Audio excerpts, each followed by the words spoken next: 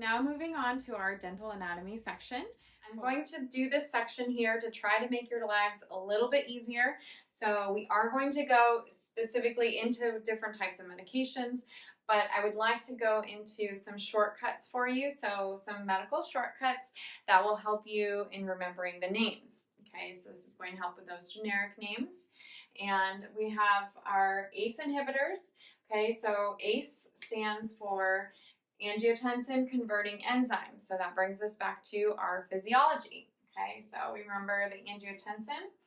Now, hypertension and congestive heart failure are what these group of drugs are used for. So we have the ending is opril or april.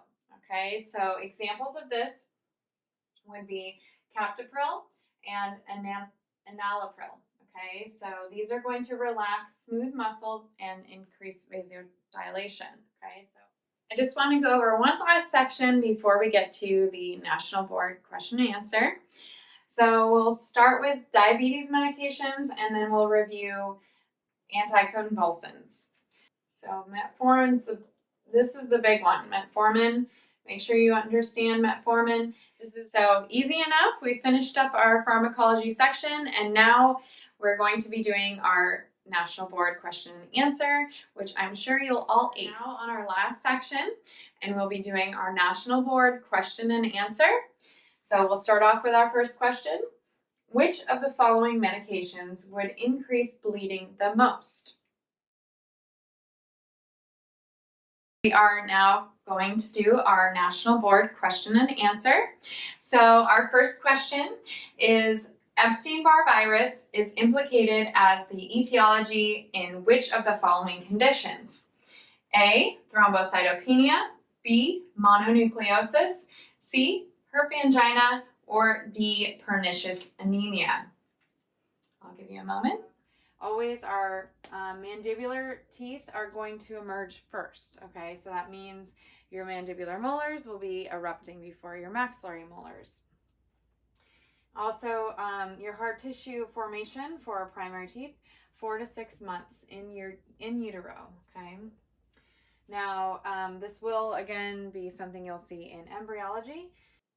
Next, we have our calcium channel blockers. So these are going to reduce blood pressure by creating systemic vasodilation. The adverse reactions with our calcium channel blockers are going to be xerostomia as well as gingival enlargement.